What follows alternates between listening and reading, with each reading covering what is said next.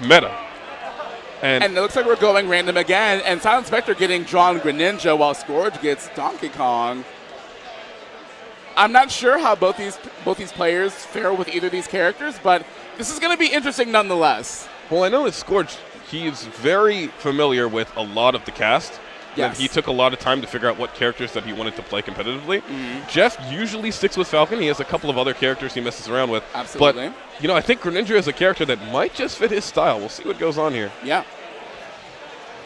So, Jeff, like we said, he's been playing Super Smash Bros. Melee for many, many years. Yeah. As Captain Falcon, known for the classic Wombo combo. If you've ever played one of the popular MOBAs these days and you've heard someone say, let's use all of our ultimate moves together for a Wombo combo, he is the man that trademarked that phrase. The Wombo combo. Using combos together as a team in order to basically destroy your opponent. Right now, though, he's getting destroyed by Scourge. Yes. Oh, okay, we live in. Ooh, but good read coming back on stage coming from Scourge. Good down smash. Yes. Ends up covering the roll option. Yes. Takes out Jeff. Greninja being a fairly light character. Donkey Kong still a powerhouse in this rendition of Smash. Absolutely. Very strong character. Let's see what Jeff is going to do here. It looks like he's gaining a little bit more comfortability with the character. He's doing really good to ledge guard. Put a lot of pressure. Doing the same thing that Scourge has done to him. Charging a down smash just to get that roll option. But now you have Donkey Kong in rage mode, which means that his knockback and percent that he deals is going to be very high.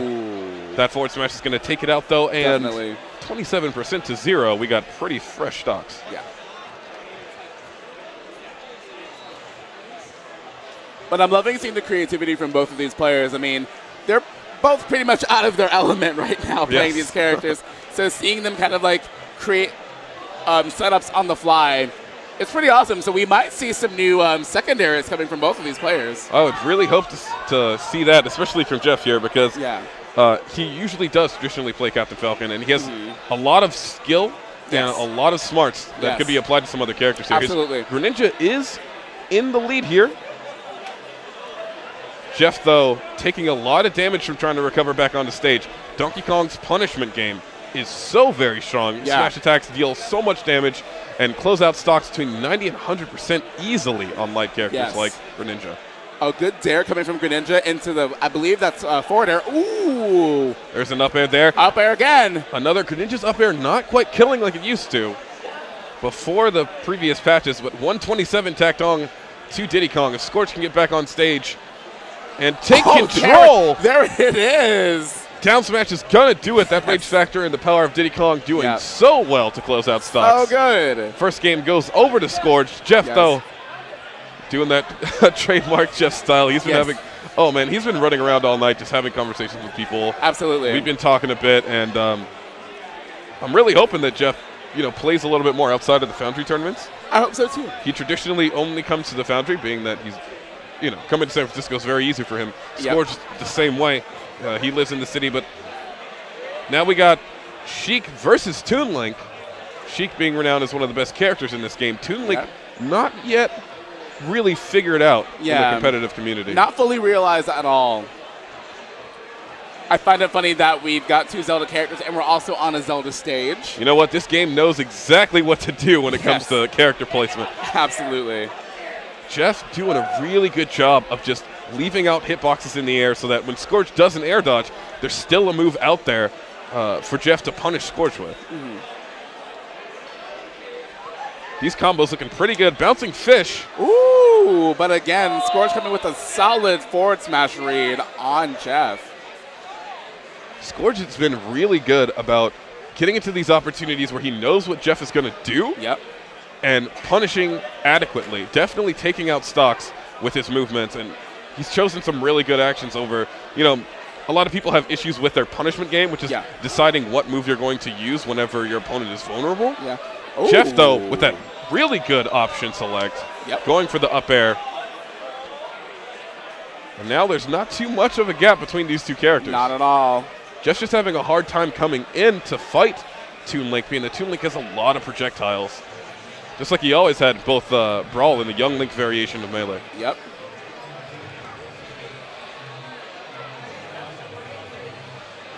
And that's the one thing that Sheik has a problem with. While you do her jab combo, it's easy to shield it and also to roll away from it too. And you can do directional influence out of that as well. So you can't really optimize it. You can't do a whole lot of it. But if you can, very early on in very low percentages, you can rack up some good damage. Really nice power shield coming out of Jeff. Charges the forward smash. He's taken a bit of a lead here. Yeah. 20%. Both of these guys are fighting for control. Scourge ends up taking it. Nice place down smash, covering just a lot of options with Jeff coming from the ledge. Yeah, Scourge is reading Jeff pretty hard getting back on stage. Yeah, these guys are kind of going back and forth here. Moves just being thrown out in what we like to call the neutral game. Yeah. Where neither character really has an advantage, but Toon Link can throw out his projectiles. Scourge is throwing out a lot of smash attacks. Up air's not quite going to do it.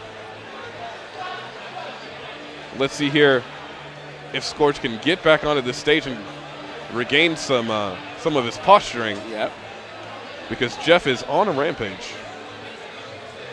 The pressure is real right now. Jeff just very much so. Doing a lot of jumps over Scourge's shield, making Scourge really feel a lot more defensive about his actions. Oh, with the forward throw. Trying it again. Maybe a bouncing fish? No. Just having a pretty hard time killing here. That is a trademark thing about Sheik.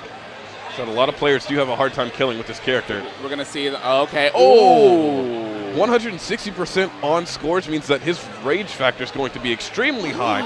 Up tilt sending Scourge almost into the blast zone.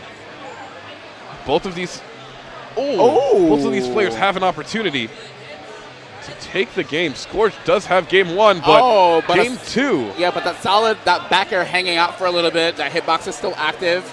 Knocked Scourge out of there and evening the matchup 1-1. Jeff did a good job there with the character he's not too familiar with. These guys are fighting down to the wire. Yeah. We're going to see them go in on Town and City. With my favorite song, too. Bubblegum KK is my favorite. Definitely a great song. We got Scourge going in as Shulk, a character that he is rather familiar with, and Dr. Mario being played by SilentSpectre. Both of these characters have very strong punishment gains, which means that the attacks that they do choose to put in whenever somebody is vulnerable, they have the ability to kill or rack up a lot of damage. Yeah. Scourge using the Monado Art shield, which makes him heavier and slower, but it makes him a lot harder to kill. Yeah, and for those of you guys at home that aren't familiar with Shulk as a character or what a Monado Art is, so Shulk has 5 different loadouts that he can do to kind of enhance his battle ability. So with the jump Monado Art now being activated, he has a way higher jump ability, but also he knocked back a little bit farther too? Yes, knockback is a lot farther. Yeah. Basically, he tampers with the weight or the power of himself and his blade. Right now, though, SilentSpectre putting in a lot of damage onto Scourge with Dr. Mario. Great pivot forward smash, only 65% tacked on. Jeff is sitting in a pretty nice position right now to take this third game. Let's see what Scourge has to say about that. Jeff throwing in 2 nice up airs. Ooh. Nice shield work coming out of Jeff. Scourge's responses are, they're not connecting. Yeah, not so much. Scourge, though, now has the Smash Monado Art on. Which again increased, damage output or knockback? It's actually lower on damage and higher on knockback. Ooh. You're not going to be doing a lot of damage, but you will be sending people flying. And there you go. With those smash attacks. Now, Scourge is switching over to the Buster Monado Art, which gives you a lot less knockback, but a lot more damage. Almost the inverse opposite of the prior Monado Art.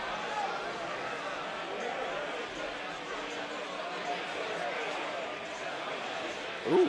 Now, Scourge, every single time he uses a Monado Art, he can't use the same one over again for a while. Yep. So he has to switch up between each Monado Art once it runs out. Now he's using speed, which means that he has a lot less lag on some of his moves. and he can move around a lot faster. It does make him still kind of like the Jump Monado art, a lighter character. Yeah.